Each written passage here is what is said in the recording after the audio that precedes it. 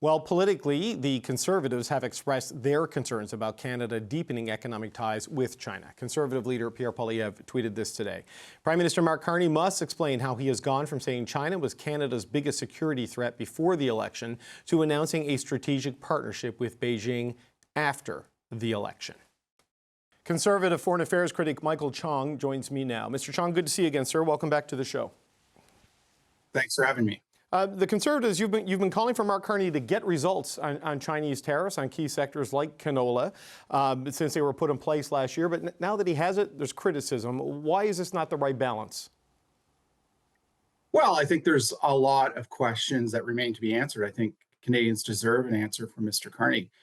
For example, we don't know if the tariffs are going to be in place next year. The tariff relief is going to be in place next year. It's unclear whether this tariff relief that he's negotiated is permanent, or whether it's just till the end of the year. So that's one question. The other question we have is, Mr. Carney called China the biggest threat to the security of Canada just last spring, and now he's talking about a strategic partnership with China. Those two things seem very contradictory, and he needs to explain how we can have a strategic partnership with a country that is the biggest threat to our national security. That is a clear contradiction, though he did say today that he talked about the partnership will be limited and not deal with highly sensitive technological areas and things like AI, for example. Is there room for something that would fit the definition of a strategic partnership without compromising your strategic interests with a country like China? Well, it's one thing to say we're not going to cooperate in areas like artificial intelligence or quantum computing or other sensitive areas of our economy. It's a whole nother thing to actually defend and protect our own sovereignty on Canadian soil.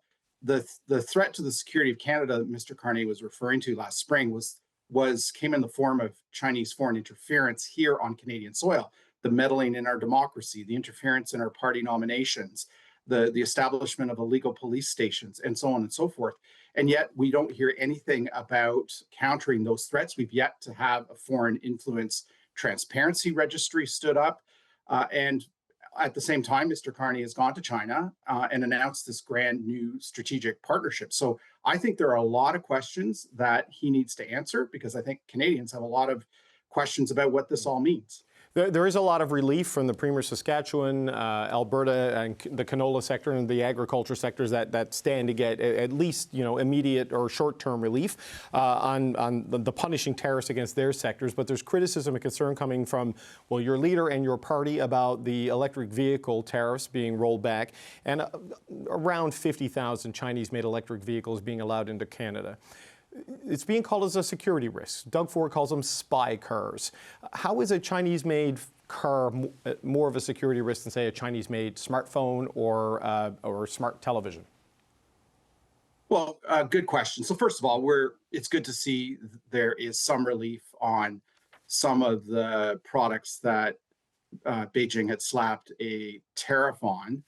At the same time, as you've mentioned, it's not clear whether this tariff relief is permanent or will just exist for the duration of this year. But with respect to the electric vehicles, there's a lot of questions that remain to be answered. In particular, how are we going to ensure the protection of our security? China is the single biggest threat to the security of Canada. These new EVs are essentially smartphones on wheels. A lot of these electric vehicles now receive updates from company headquarters over the air.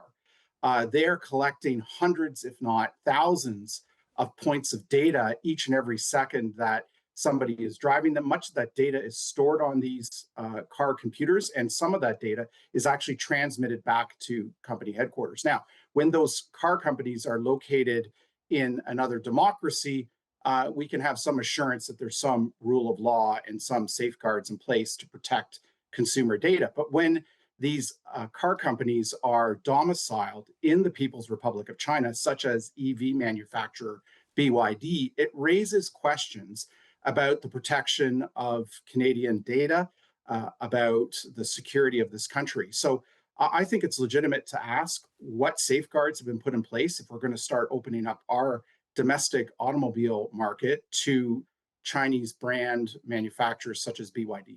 How does that access to the data through the smart car, how is that a threat to Canada's secure interests? And I'm not saying you're wrong to raise it, but Google Earth, Google Map, like physical information exists. Smartphones are everywhere, right? And what is it specifically about the data the car could collect that you see as a threat to Canadian individual security and national security?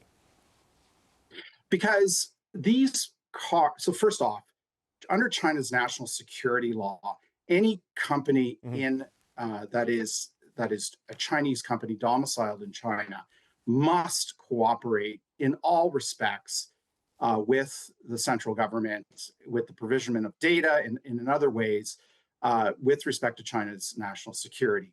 And so with these newer vehicles, particularly with electric vehicles, these updates are going from the company over the air to the electric vehicle, whether it's maintenance updates or software updates. That's different than what is going on if you sign on to a telecommunications carrier here in Canada and you're getting updates from that telecommunications carrier, which is domiciled here in Canada. That's a completely different thing. We had concerns about technology, particularly telecommunications technology, that were sensitive or on the sensitive parts of our national telecommunications network from companies domiciled in China, which is why Huawei was banned from our national telecommunications network. It's in a very similar situation with these electric vehicles, particularly for electric vehicles that come from companies that are domiciled and headquartered in the People's Republic of China. I want to go back to what the Prime Minister said a year ago, almost, about China being the greatest strategic threat to Canada.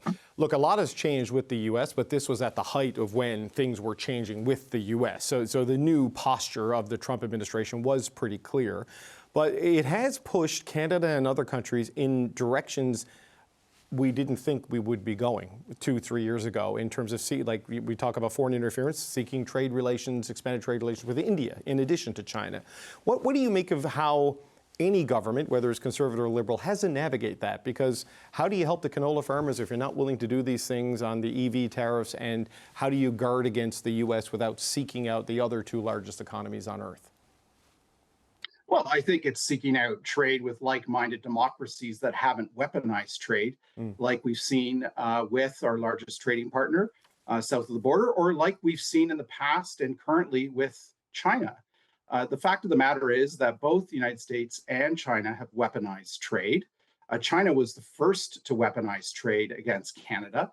And so I don't think we should go from the arms of one trading partner that has been problematic straight into the arms of a second one. We have plenty of other options. We have the Trans-Pacific Partnership, which is a trade agreement in the Indo-Pacific region with some of the world's most advanced economies that we can trade with. We have a trade agreement with the European Union, which is the second largest economy, second largest trading bloc in the world after the Canada-US relationship. So we've got lots of other options, and why we would go from a trading relationship that has become problematic into one that has also equally problematic is a question that Mr. Carney needs to answer.